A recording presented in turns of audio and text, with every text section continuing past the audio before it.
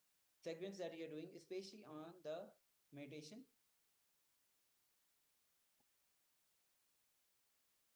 And basically now will be moving on to understanding the mysteries of our inner space.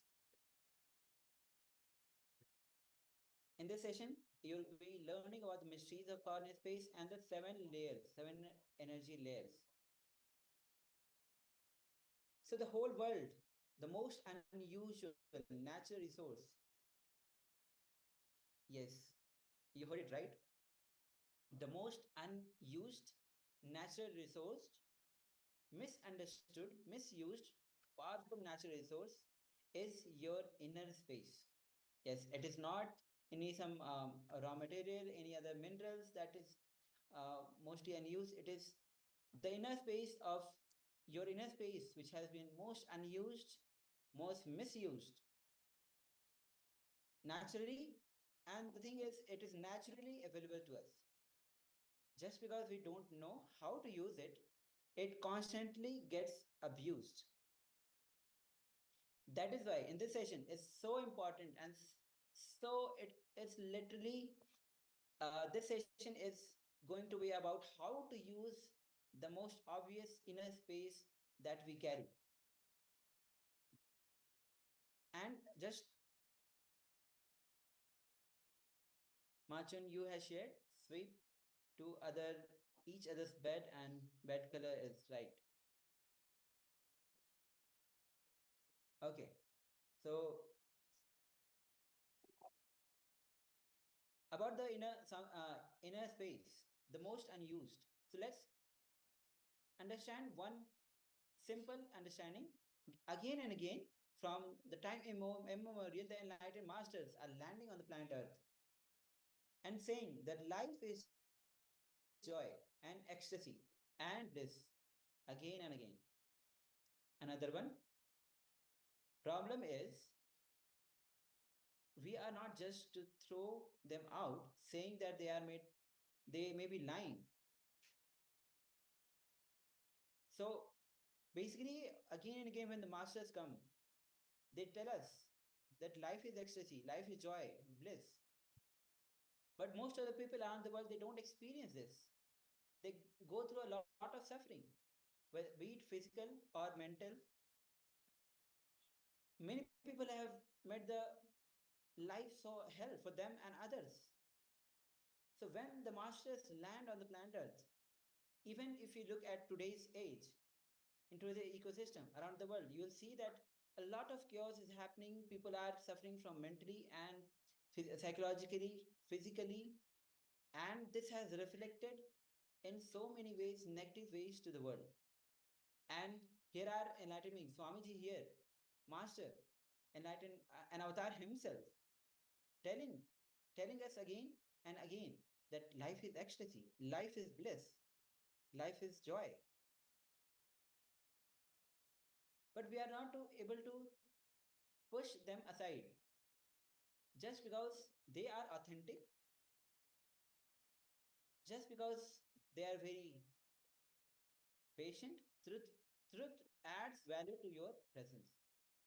When Vivekananda, as all of us know, Swami Vivekananda, who went to West and he gave the speech with starting with his, my brothers and sisters.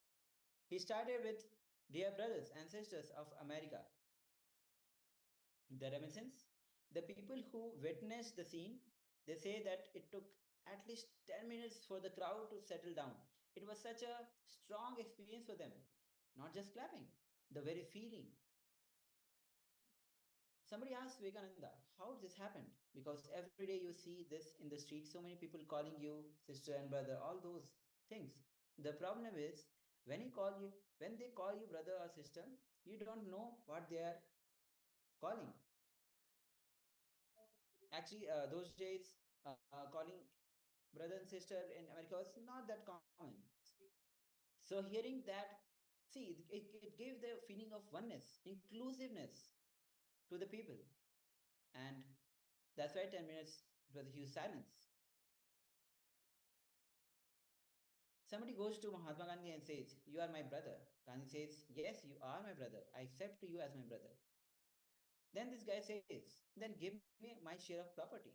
Gandhi just gives one anna and says, "Please take it." This guy says, "How come you give me only one anna?" He says, "I have 30 crore brothers. I have whole India as my brother. So I have to give a share of everybody. You share this. Please take it and go." So you don't know what they are calling you, for why they are calling you brothers and sisters. So Vivekananda very beautifully answers before uttering that word. I felt that this was my solid experience. I clearly felt they are my own. They just belong to me or I belong to them. That's the very feeling I expressed as words. There's a beautiful word in Sanskrit. The Sanskrit word is ojas.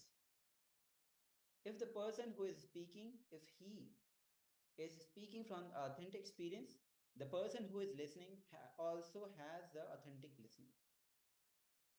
The listening cannot, listener cannot escape because the depth or the word will have its own quality.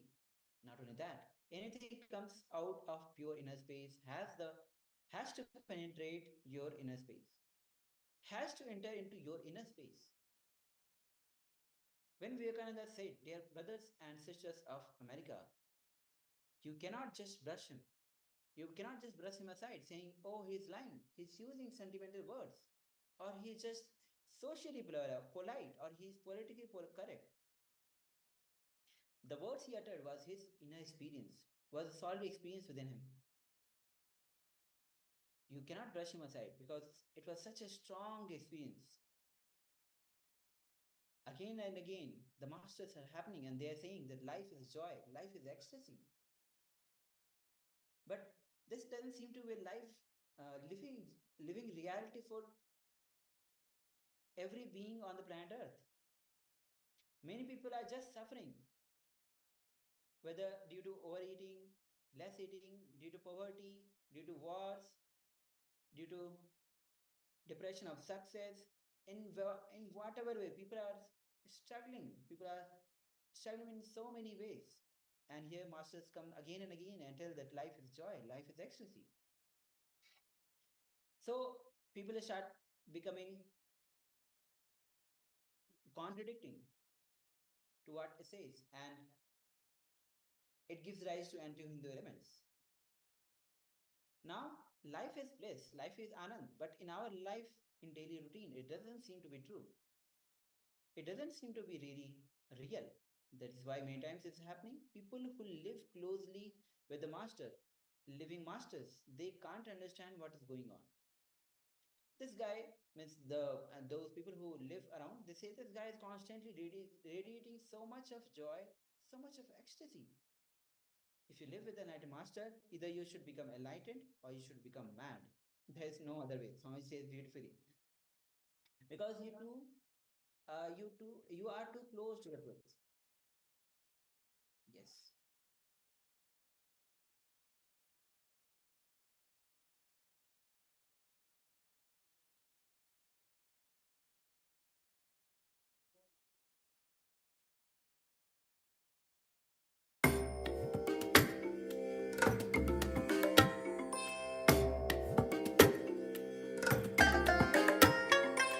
I bless you all. Let you all open all your three eyes and manifest the powers of Mahasadashiva. Om Nithyananda Paramashivoham. Om Nithyananda Paramashivoham. Om Nithyananda Paramashivoham. Om Nithyananda Paramashivoham. Om Nithyananda Paramashivoham. Om Nithyananda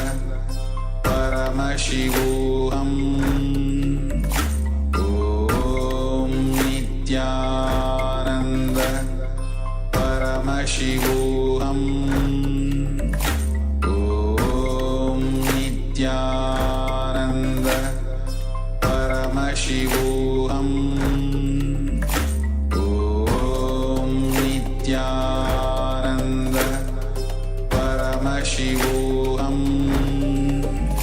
Om Nityananda Paramashivoham Om Nityananda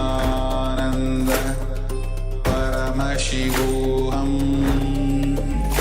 Om Nityananda Paramashivoham Om Nityananda Paramashivoham Om Nityananda Paramashivoham Om Nityananda Paramashivoham Om Nityananda Paramashivoham Om Nityananda Paramashivoham Om Nityananda Paramashivoham Om Nityananda Paramashivoham. Yes, sorry for the technical glitch. So we'll be continuing. As when you are living with the master, it's a dangerous zone. You are cooperating. If you are letting the process to happen, if you are involved, you're involving yourself, you will become enlightened. If you are resisting, the resistance will be too much because every moment you have to resist. You don't have so much of energy to resist. Yes, um, that is, if you look in your life, when you flow through it, when you go through whatever is happening, get involved. It's so much easier to get involved, and even whatever you're doing, you do it with the full potential. But when you start resisting, every step you have to resist, neither you are involved, and this resistance drains a lot of energy from you because of his presence of the guru is so strong, it will penetrate you. To resist an enlightened master, you need almost equal energy. That is the reason you can't push them aside. Neither you can push them aside, nor you are able to realize. Then where is the problem? Why their word doesn't seem to be really reality in our system? Even people who follow the words which are coming out, why it has not become reality in my life?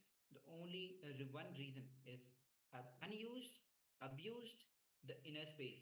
The first thing in the life. Somebody asked Swamiji, give me one word advice, one advice.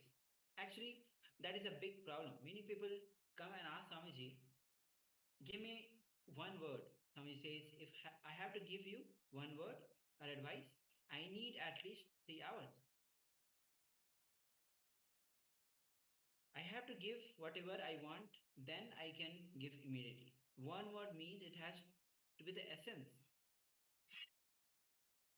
One of the Bernard Shaw wrote a 100-page book. Somebody goes to him and asks, how could you write such a small book? 100 page? Just 100 page? He says, I don't have time. If I had time, I would have written only 40 pages. Understand? He says, I don't have time. That is why I wrote 100 pages. If I had little more time, he would have written much smaller. Means, to be precise, you need more time. Even in your life, if you look, when you are more aware, get more involved into something, you take time to be more precise. So,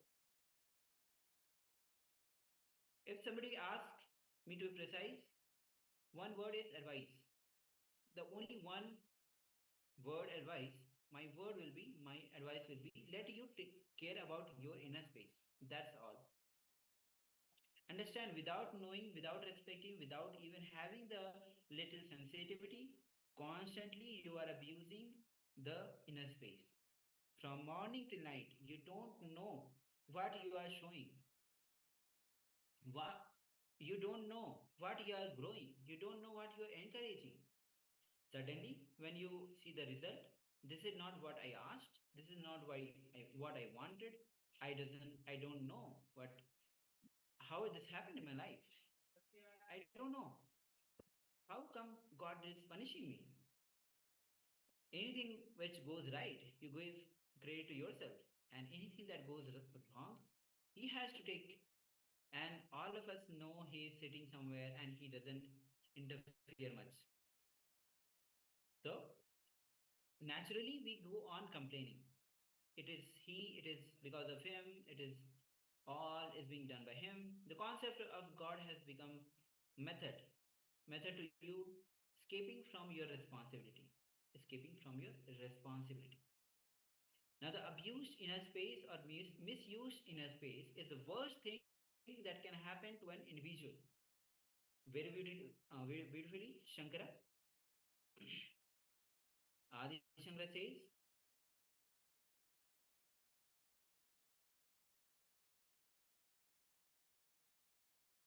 Agra Suddhayo Smriti Suddhihi.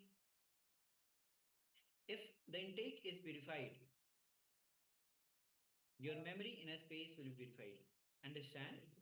When Shankara says intake, he does not mean just the food which you take, but which you through the mouth, but the things, all things which you take through senses, whether through the eyes, through the ears, through the smell, through the mouth, touch. Whatever you take inside is called ahara. Our inner space is constantly getting abused by the wrong diet, wrong food, poison. So much of violence we are falling, visually or through the movies or through the media. Whatever may be the reason, so much of violence we are actually falling. So at this point of time, I would like to know from all the participants. See, all the whatever you take through your senses, whether through your mouth, the smell, through the ears, through the knowledge, these are actually the ahara that you intake. So, to know the news, you keep on touching the world with the newspaper is okay, but you go on spending time and energy enjoying the cherishing violence, visualization. So much are throwing inside without knowing that our inner space is getting corrupt. The corruption which happens to your inner space is what is called as samskara, which are called the engraved memories. I want all of you to listen very carefully. What is mean by the samskara? The corruption which happens to your inner space due to various reasons. Wrong intake of ahara through various senses is called samskara, the engraved memories. The memories which goes and sit inside your inner space and makes you go through the same experience, makes you do some kind of action, even if you don't want. Those memories is what is Swamiji is referring to as samskara. We will do a deeper process, some methods to cleanse the unnecessary accumulated samskaras. Of course, all the samskaras are unnecessary. You can be alive without any samskaras because your body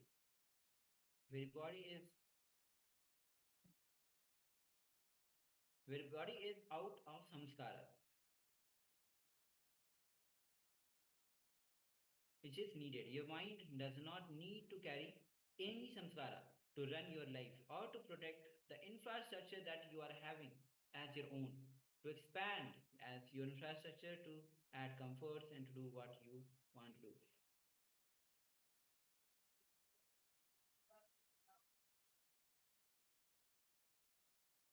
please understand your body has innate intelligence, which biomemory in Sanskrit is pratapta, prarabdha.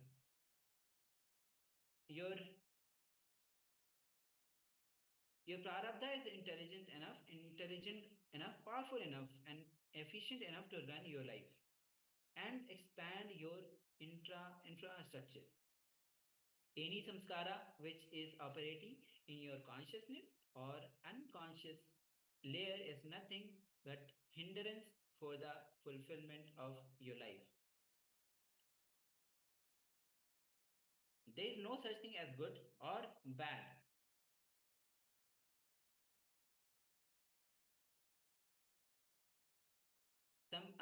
One of the person came to Swamiji and asked, I feel like coming back to your lecture, Swamiji, again and again. Is this samskara good or also is this samskara bad? Swamiji told, please be very clear. Do not try to hide. Mind sometimes hides from this corner to that corner. If you chase the mind from this corner, it goes and hides that corner. Swamiji told, be very clear. Anything. Come back to listening. So, if it is based on samskara, you have not understood. First time, if you listen, drop samskaras, you don't need to come second time. You don't need to do anything. Sometimes you'll see, without samskaras, just out of deep gratitude or ecstasy, you may come back. That is perfectly alright, but not a habit. People who come and sit as a habit, be very clear. They are listening, they're not listening to what Swamiji is talking. Swamiji is saying what he's revealing. Because they will have one more habit. They have mastered the art of sitting with the open eyes and sleeping. They may not be moving their head. That's the only thing. Otherwise, they are sleeping with their eyes open. Sometimes Swamiji has seen that they will be, especially in the modern days, in colleges, schools, they teach the kids how to sit with open eyes and sleep. The eyes will be wide open. The mind will not be there. The mind will be somewhere else. Maybe daydreaming. We just talked about the daydreaming in our the first segment. If you are here out of the habit, I don't think that is going to help, because again, the next habit, even if the body is there, the mind will be somewhere else. That habit will be there. I always tell people, early morning when you get up and put the brush in your mouth, mind is already in the office. And like this, when you are sitting in the office and operating your computer, mind is already in the beach or the temple. So by the time you reach your home, your mind is already thinking about what to do tomorrow. Next day routine. One thing is sure, if you are here, your mind is not here. Because constantly it is running here and there, here and there. I hope all of you are enjoying this beautiful revelation by Swamiji. He himself and has revealed these things in the video. Okay. So now the filled samskaras, the inner space filled with the samskaras is hell. The inner space without the samskara is heaven. So do not try to classify good or bad. Samskara by itself, by its very nature, is negative. By its very nature is depressive. If you come and sit just out of samskaras, after 2 days, the same thing will be boring. Anything done with out of samskara, suddenly you will see it becomes empty. It becomes boring. It becomes simply unrelated to your life. Any moment happens with a deep understanding. Any moment happens out of pure inner space adds value to you. Anything that done out of samskaras adds more and more bondage to you. From the young age, we collect so many different samskaras. We accumulate, add, and reproduce. There are some samskaras which can be strengthened but only by the action. There are some which will be strengthened by the information.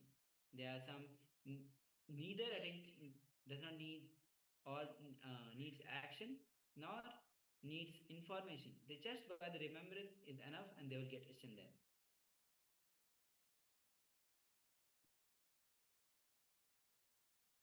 So here the question, Swamiji, why? Some participants ask Swamiji why you are using these modern things. I told them. Swamiji says, what is wrong? Perfectly all right. If Buddha has met 10,000 people enlightened without flight, car, and computer, laptop, and without any infrastructure, when we have all these things, we should make at least 200,000 people enlightened, 2 lakh people enlightened. So what is wrong in using? So let all these infrastructure be used to transmit the true science. It doesn't have to be used to transmit only the idea which was in the head of the people who invented. See, just because somebody has invented this, it is not that you have to accept the ideology and the lifestyle of that person who has invented. That is what we are doing. Not just taking the comfort and the scientific grade things from the West, taking the lifestyle also. This is completely idiotic. And you don't know, 66% of the West countries, not just America, even the other countries, the so-called developed countries, 66% of them have some form of psychiatric medicines. Means two among them are three are screwless. We don't understand where we are heading. 66% is not a small percentage. Sometimes I really feel, Swami says that sometimes he really feels blessed, fortunate that he was born and brought up in a village, Arunachal village. He was born and brought up in the village. He never heard so many problems. Not that he didn't heard, he didn't have those problems. He never had those problems, the suffering, the problems which the so-called the developed countries kids are facing. He never had those problems, and it is good sometimes. Nothing wrong in using all these infrastructure. Let it be used and proper ideas will be spread. Otherwise, what we will do, what we will think, what we start thinking, the person who created this infrastructure, these discoveries, he knows everything about life. That's foolishness. They may know how to operate these machineries, but that does not mean they know how to live the life. In the East, we have done almost like 10,000 years of research development in the inner space, and let the inner space science be spread using the machineries and the infrastructure of the outer science. We have 7 layers in our body. The first layer. So now we are entering into the layers, more mysteries about the body, about our inner space. Now the first layer is giving you the visual idea. So Swamiji is giving basically the visual idea about the first layer. Of course, surely not our bodies like a round shape unless you are really obese.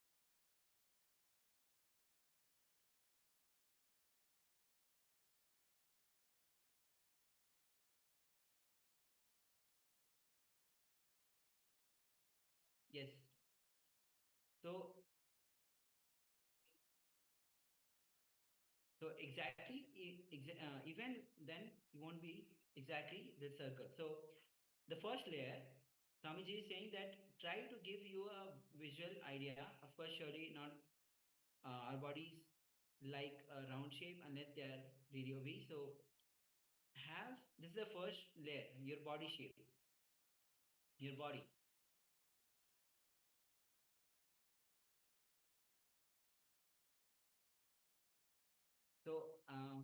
I request all the participants. This now we are entering into more deeper layers of understanding the mysteries of meditation.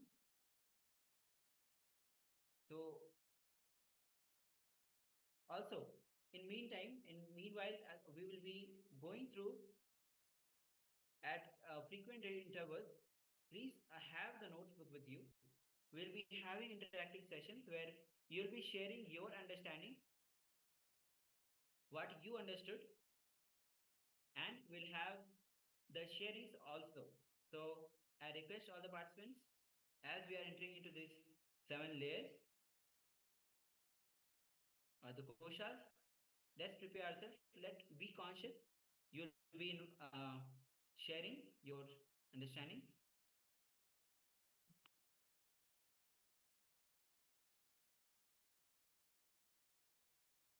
Okay.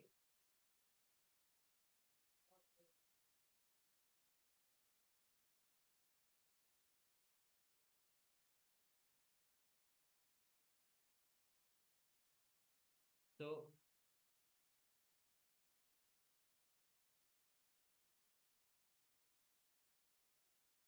the first layer is the body.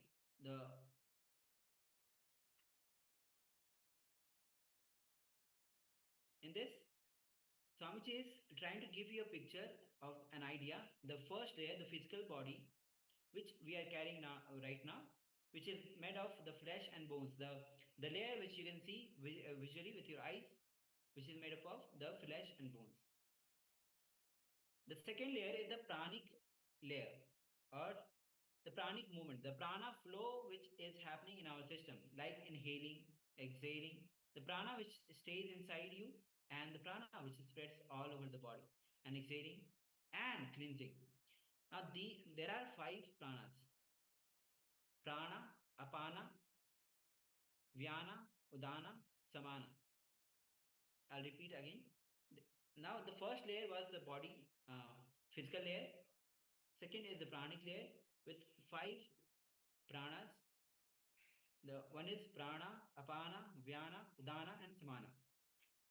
Now, the 5 pranas, the panch pranas, this collectively this is called as panch pranas: prana, udana, udana, vyana, samana, and apana. These movements are collectively called as prana sharira, or the pranic body. Now, this is the second layer. The third layer, the inner chattering which is going on in you, it's called mana. Inner chattering means all the time you have some thoughts running in your system. Like, for example, right now you're penning down, you want to drink water, what about the office, various kinds of thought currents that is running in your inner space. The inner chatter that you carry constantly within you is called mana. That is the third layer. Mana sharira, or the mind. Now, the fourth layer is the emotions, intense inner chattering, which does not respond to your logical analysis. The fourth layer is the emotions, the intense inner chatter, which does not respond to your logical analysis. That is what we call as emotional.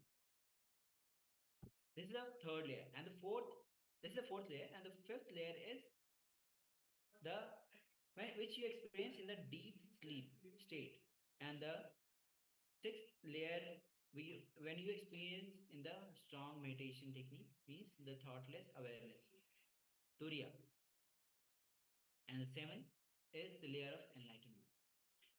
Now, you have 7 different layers in your system. Now, if all the 7 different layers fall in tune with each other, suddenly you will see all the samskaras will leave your system. If the samskaras are taken out of your system, suddenly you will see all these 7 layers fall in tune with each other.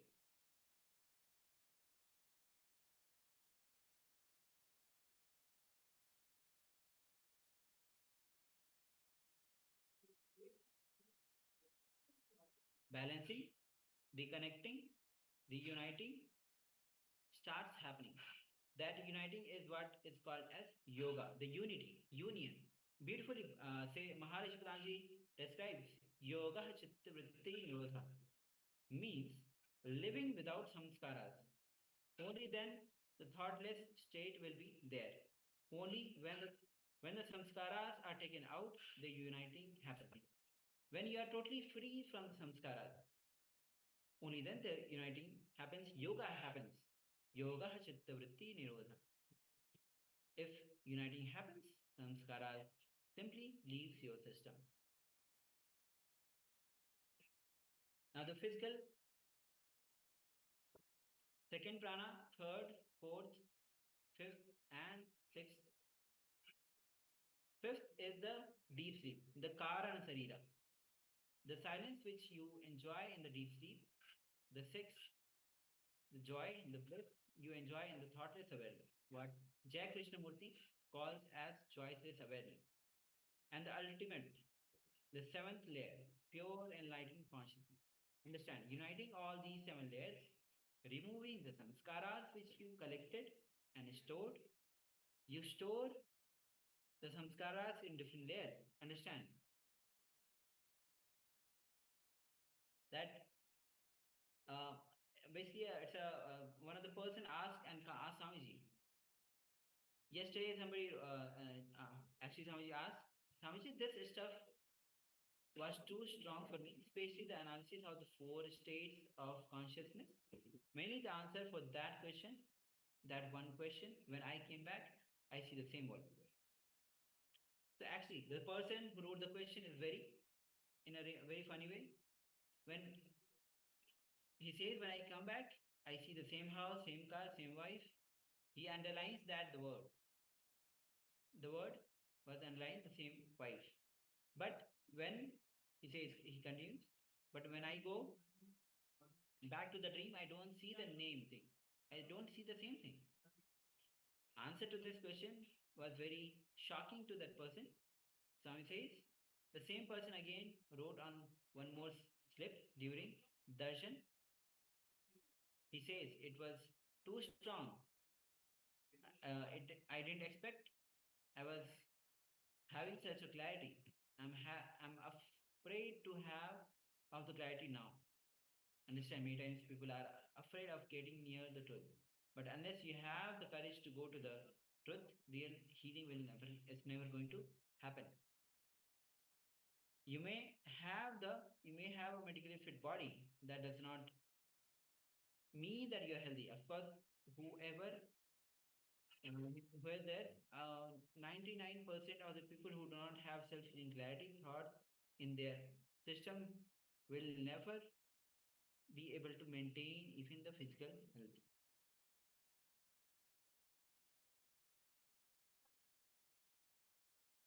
Okay, so now we have a long sessions. So I hope all of you have the pen, paper with you. You can have your coffee, tea to keep you aware, awake. So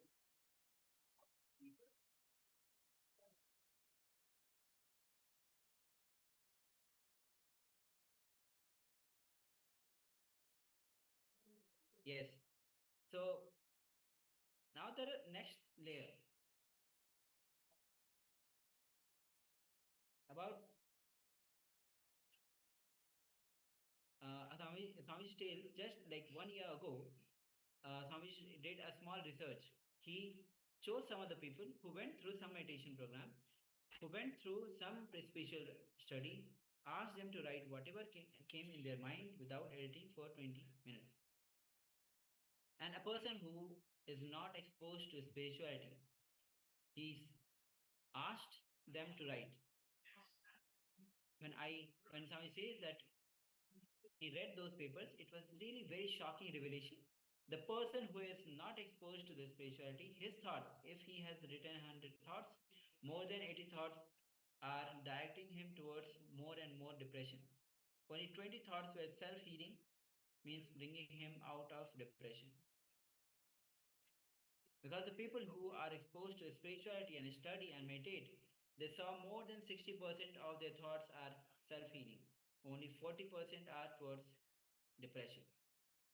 The self-healing thoughts, self-healing clarity, the touch of the truth. So only a person who had the touch of the truth is in life can maintain health. Understand? When there is physical health, it is impossible even to maintain physical health, especially in the modern lifestyle where so much of pressure is there. Now, the person who put the question as too much of truth for me, Swamiji further explains to him that you are afraid of your own health. You are afraid of your health. Sometimes truth will be strong, no other way. So Swami says to create so much of ecstasy and energy ecstasy in the space, energy to expand yourself in the outer space, energy in the inner space, ecstasy in the inner space, and the energy to expand in the outer space. So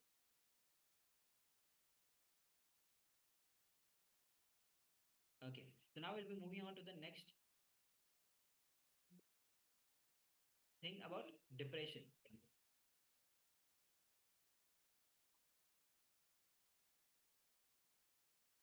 So now, whenever depression attacks you, suffering attacks you, life brings different scenes in front of you. This Sahasra knowledge weapon be also powerfully can also be powerful, can be used so much. You can just come out of depression. So naturally, these great truths, sometimes even if it is too much, don't bother try to digest, assimilate. Keep it in the corner of your heart. Let Shastra be stored inside you. The more and more Shastra you have, naturally depression, you'll have the fear about you. It is like you. It is about like you are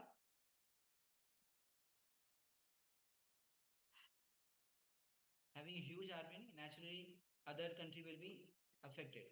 Okay, so I will be skipping these things now. The seventh layer. Seventh layer is the one more, like it's like Swami says that he can think, you can show 7 layers times. He tells about the advancements. Now the physical layer, the physical body is the first layer. Now we'll be going one by one. The prana movement is the second layer. The inner chatting is the third layer. Emotions are the fourth layer. Deep sleep, what you experience during the deep sleep, that's the silence in the fifth layer. The deep meditation, what you experience, that joy, that intense vibrant silence is the sixth layer. Enlightenment is the seventh layer.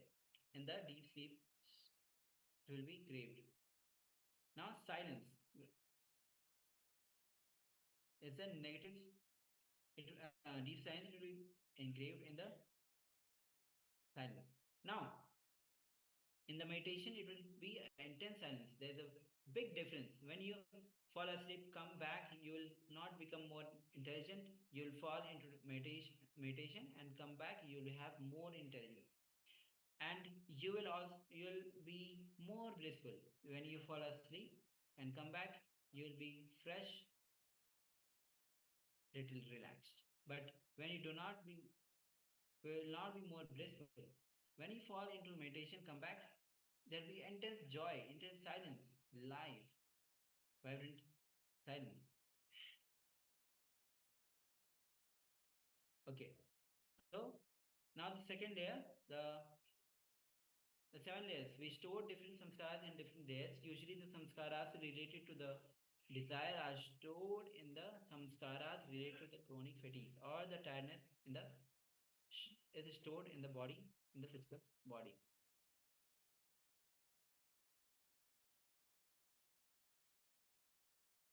Without bothering about the first level of samskaras, what you are which you are raising, if you enter into it, suddenly you will see that the same action brings energy out of you. If you start walking, for example, if you start walking in 2 minutes, your mind will suggest 10 times, I'm tired, no, it's too much, enough, I'll try best. But if you don't bother about the samskaras, just go ahead. In few minutes, the same actions will bring energy. Chronic fatigue means a deep feeling to be in action, to be rest or non-moving or not moving is a stored in the physical body. Swami says karma phala tyaga, or not the karma tyaga, means the result of the action should be surrender, not the action itself. The karma tyaga is very easy. That is where the whole spirituality has ended.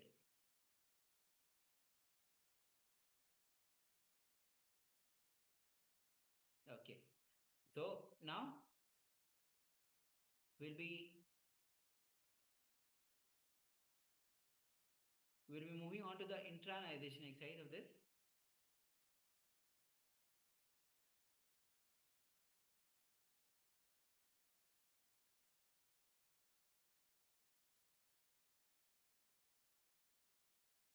So just a moment, we'll be entering into the meditation process of the inner chatter. Inner chatter, which is basically deals with the mana, the chitta, the mind. You may not be talking to anybody outside, but internally there will be always some activity that is going on. Humming is an unique and excellent technique to reduce the inner space. I hope you remember that in the first meditation technique, when we did the meditation technique, 21 minutes, there was a humming to reduce your inner chatter. In this Nithya stage, when the inner chatter is continuously bothering you, humming can be an extremely powerful tool that helps you to silence the mind. So, our inner chatter is actually created between the Manipuraka and the Swadhisthana. So, Swadhisthana is in the navel, and Manipuraka is above your navel and below, as basically above your abdomen and below your heart. This is the area, it's called Hara. When we hum intensely, such that we feel the vibrance of the humming right below our navel, we stop this process of continuous inner chatter. It's like shaking the Hara. So the humming sound should produce from the below the navel. The inner chatter is the sole reason for the mind to survive. Mind is nothing but the inner chatter. So when through humming, when you are doing the intense humming, your inner chatter just reduces. Automatically you start progressing towards your no mind. You start experiencing different dimensions of your being. Humming gives you an insight into the subtle vibrations of the body, helps you to take corrective actions if needed.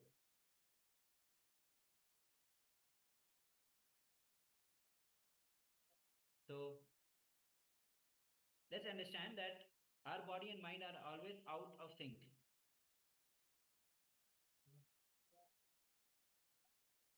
Okay, we have Ma Nithya Chandrasekhara Priya has joined again. And yep, welcome Ma. And Johnny Han, Hesi Huang has there. Now our body and mind is always out of sync. Your mind is always hovering over somewhere else. So humming lets you feel your body as the energy. The moment you start humming, you start feeling light, as if you are floating. you don't feel the heaviness in the body, because humming matches the vibrations of the mind with the vibrations of the body. The body and mind becomes harmonious. You start experiencing yourself as energy. To do this step, keep your lips together and produce the sound of hum from inside. Like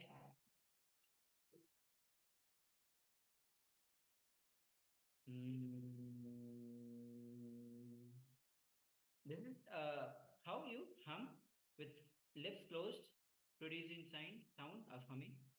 If you if you were to put your face inside the empty aluminum vessel and make the humming sound, the sound generated will be similar to this. Note that it is not hum or om. It is simply keeping your lips together and producing sound. It's like this. It's not hum or om. It's sound. So I hope if you have any of the doubts, Sreshaya Ma Chandrasekharapya Machan you about the humming. The humming should be as lengthy as possible between breaths. It should be deep as possible from the navel center and as loud as possible. So there's no need to make an effort to take the deep breath. The body itself will take the breath when needed. So don't become tense and just do it in a relaxed manner. Immerse your whole being and energy into creating this vibration. Try to minimize the gap between the humming sound, and after some time you will feel that the humming continues without your effort, and that you have simply become just a listener. Instead of you started with the humming, but after some time you became a listener. Humming is happening automatically. The body and the mind starts resonating with the humming vibration. Continue to do this in Vajrasana posture with your chin mudra, hands on the knees. So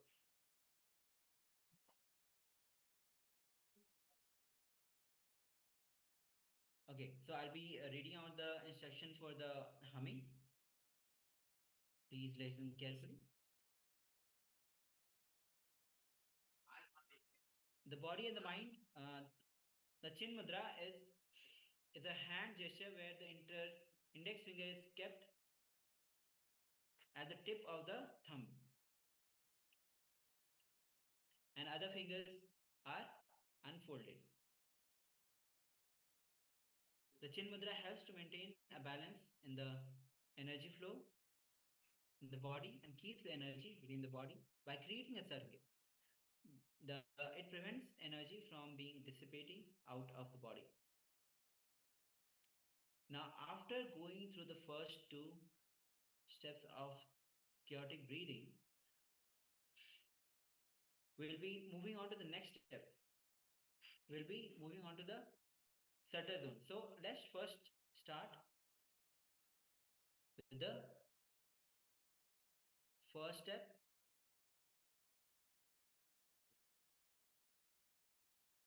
Start with the humming.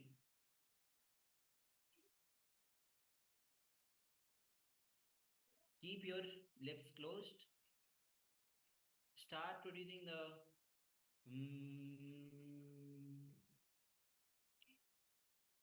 Let's begin. We'll be continuing this for next 10 minutes and then we'll be moving on to the next step.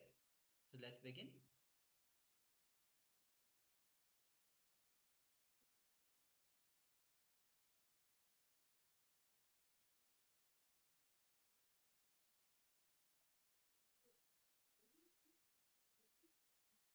I'll project you the instruction for the first step.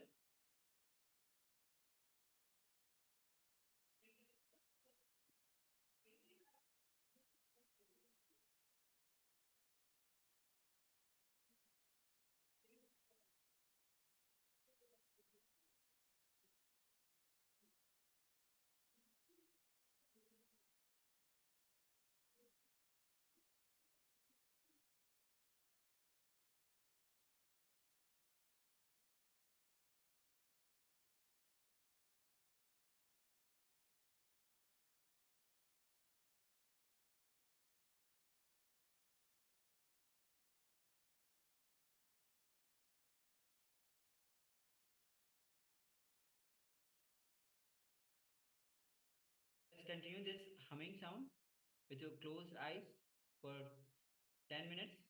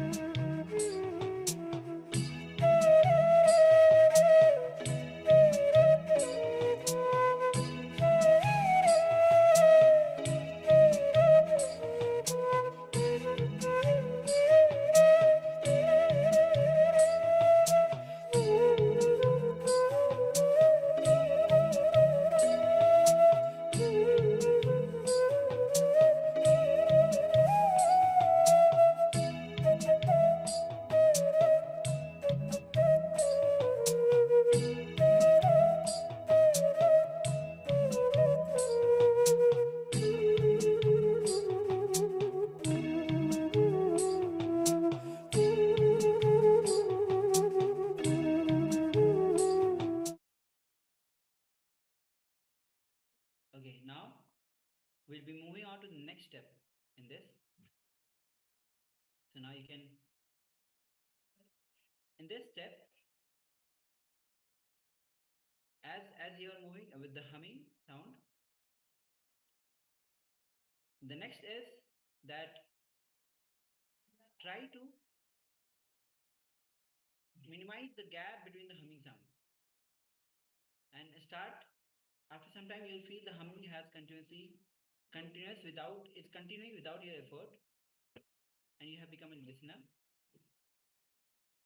Continue to do this in the Vajrasana posture with the chin mudra, with hands on the knees. This is the chin mudra. We call it the Bindu mudra also. So put the hands in chin mudra and rest it on the basic. This is basically the thumb and the index touching together. Place it on the knees. Sit in the Vajrasana posture.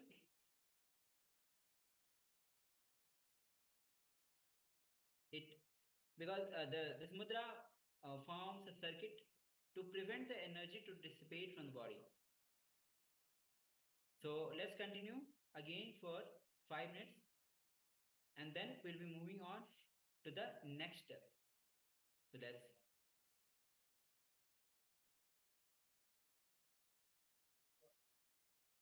So let's continue with this step, and then we'll be moving on.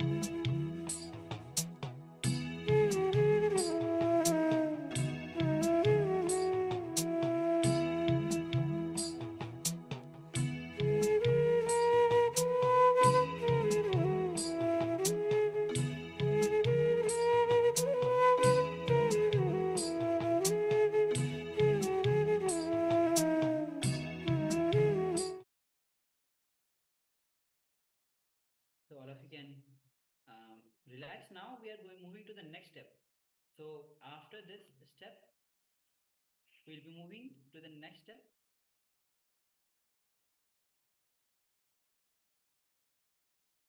So we'll be entering into more subtle zone of our being. Sit in Vajrasana. Now from the Chin Mudra and place your hands on your knees as in the last posture. Now in this posture, with your mouth closed and lips closed, produce a humming sound as intensely as possible, as loud as possible, and as lengthy as possible. So make sure that you have your mouth and lips closed. Produce humming sound very intensely, as intense as possible, as loud as possible, and as lengthy as possible. Put your complete awareness on the humming. Just become the humming. Humming reduces your inner chatter. Continuously there will be talking going on within your mind. So let's begin this meditation, this step.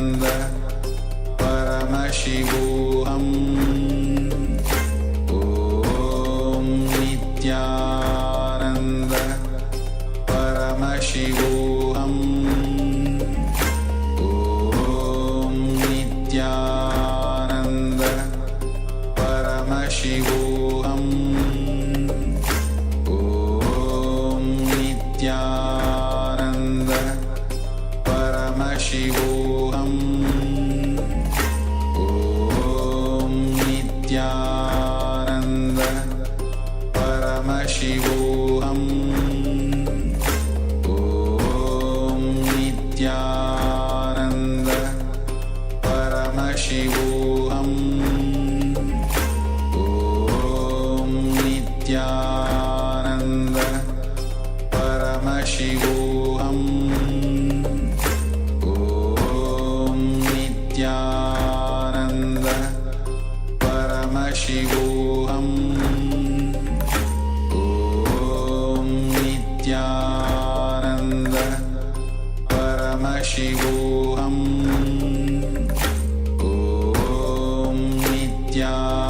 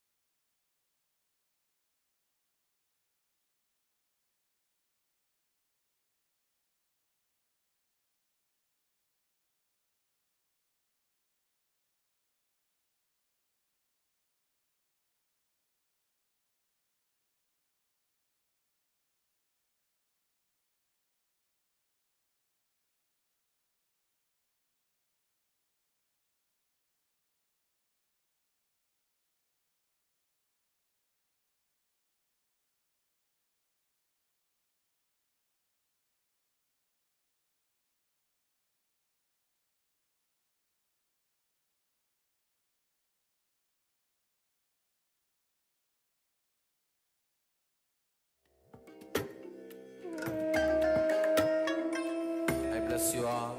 Let you all open all your three eyes.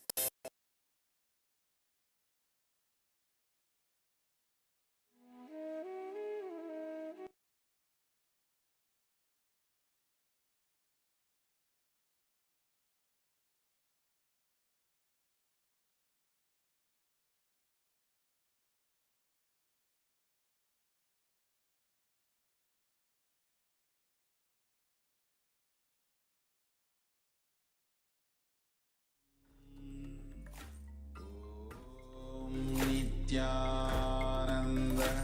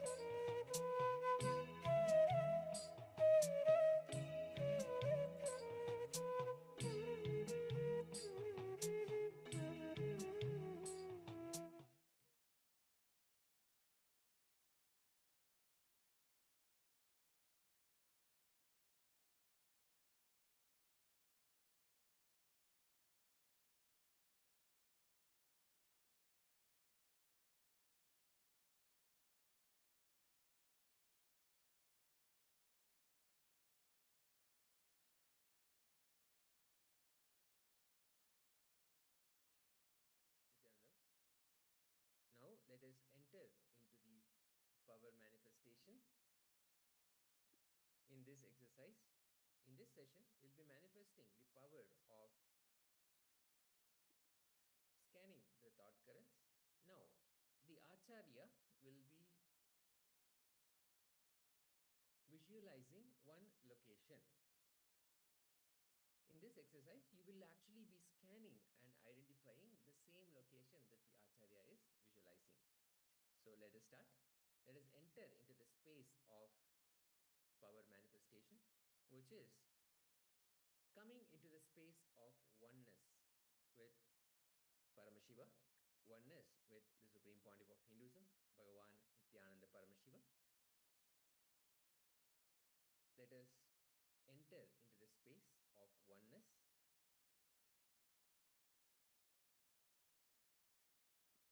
The quickest also the most direct way for us to enter into the space of oneness is to chant the Mahavakya, Om Nithyananda Paramashivoham. Let us now chant Om Nithyananda Paramashivoham. Om Nithyananda Paramashivoham.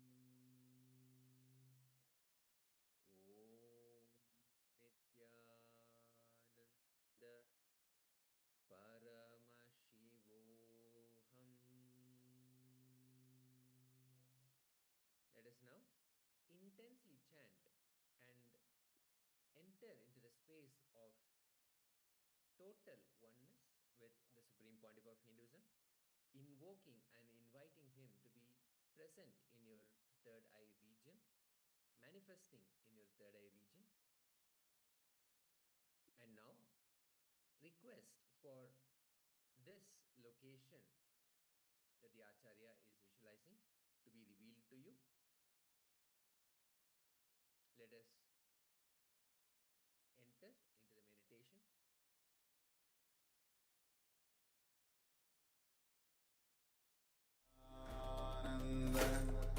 Paramashivoham Om Nithyananda Paramashivoham Om Nithyananda Paramashivoham Om Nithyananda Paramashivoham Nithyananda Paramashivoham Om Nithyananda Paramashivoham Om Nithyananda Paramashivoham Om Nithyananda Paramashivoham Om Nithyananda Paramashivoham Om Nithyananda Paramashivoham Om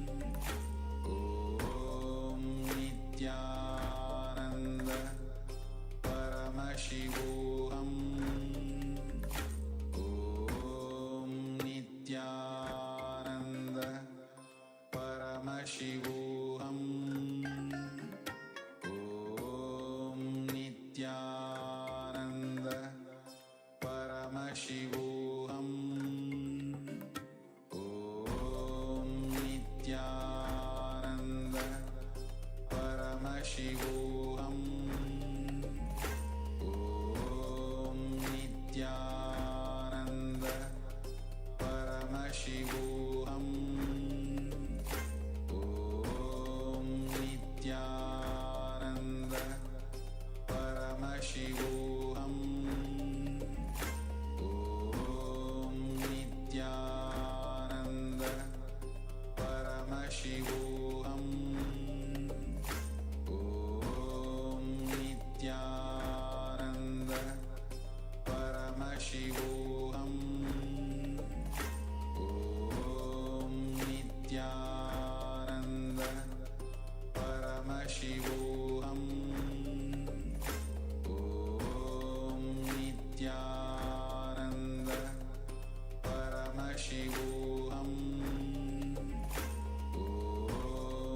Nithyananda Paramashivoham Om Nithyananda Paramashivoham